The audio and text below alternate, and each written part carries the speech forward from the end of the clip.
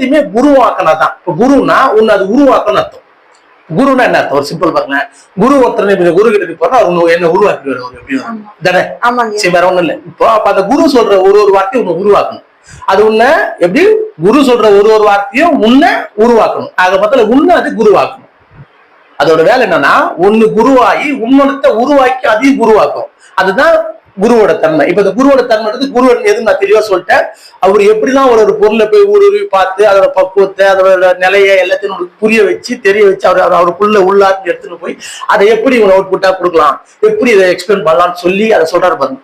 ஆக மொத்தம் அவர் எதை அனுபவிச்சாரோ, எதை கத்துக்கினாரோ, எதை பகிர்ந்து பார்த்தாரோ, எதை பிரிச்சு பார்த்தாரோ, எதை விலைக்கு பார்த்தாரோ, எந்த அளவுக்கு அதை ரொம்ப ஆழ்ந்து சிந்திச்சாரோ அதுதான் குரு. அப்ப அவரு அதெல்லாம் ஆய்வு பண்ணதால் அவர் எவ்வளவு ஒரு எல்லாத்தையும் ஊடுருவி பார்த்து அந்த தன்மை தான் குரு. இப்ப அந்த தன்மை இவருக்குள்ள எடுத்து அதை எப்படி உங்களுக்கு அவுட் புட்டா வெளியே சொல்லலாம் அவர் எக்ஸ்பிளைன் பண்ணிட்டார். அப்ப அவர்கிட்ட வெளிப்படுத்து பாருங்க. அவர் எப்படி வந்து உள்ள போச்சோ அவர்கிட்ட வெளியே வந்து போச்சோ அதுதான் குரு. நிச்சயமா புரியுதுங்களா? இப்ப அதை வெளியே வர்றது ஒண்ணுமே குரு. இப்ப நீங்க குருன்ற ஒருத்தர் பிடிச்சிக்கிறீங்க. அவர் சொன்ன வார்த்தைகள், அவர் சொன்ன சிந்தனைகள், அவர் சொன்ன ஒரு பொருள் செயல் அதெல்லாம் நீங்க குருவா பார்க்க தெரியல. அவரு தான் குருவா பார்க்க. இங்கதான் உங்களோட குருன்ற தன்மை அவரோட நிக்குது. அப்ப அவர் சொல்ற வார்த்தை ஒரு 2 3 வார்த்தை உங்களுக்கு புரியும், 2 3 வார்த்தை உங்களுக்கு பிடிக்கும், பிடிக்காம போகும். நீ ஸ்ட்ரெயிட் அவருக்கு தான் போவேன். நீ அங்க போயிட்டனாலே நீ டேட்டா மூலத்தையும் டெஸ்ட் பண்ணுவேன். எது நோக்கி நீ வந்தையோ அதையே நீ போய் சரியில்லைன்னு சொல்லும் போது உன்னோட தன்மையை வந்து ஆழ்ந்து சிந்திச்சு போக முடியாது. நான் சொன்னேன் அவர்கிட்ட இருந்து அவர் குருன்னு சொன்னா அதோட முடிச்சு அவரோட தன்மை உடல் தன்மை அவள் தான் குரு. அவருக்கு இருந்து வெளிப்படுற ஒன்னொன்னுமே நீ குருவாக்கணும்.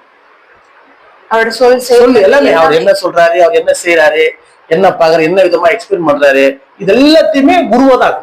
அவர் வாயில ஒரு வார்த்தை வந்தா குரு வருது வெளியே, குரு தான் வருது வெளியே, குருவா வெளிப்படுது. ஆமா, புரியுதா? அது குருவா தான் வெளிப்பட முடியும்.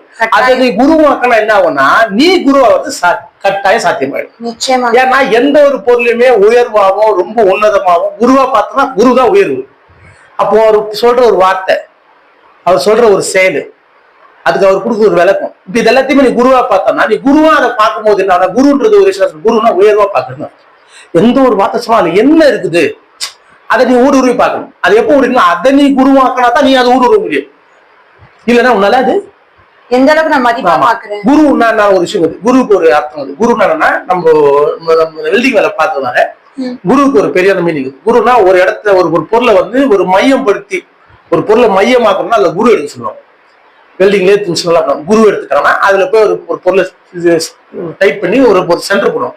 சென்டர் பண்ண அந்த பொருள் ஸ்ட்ரைட்டா சுத்தம் குரு.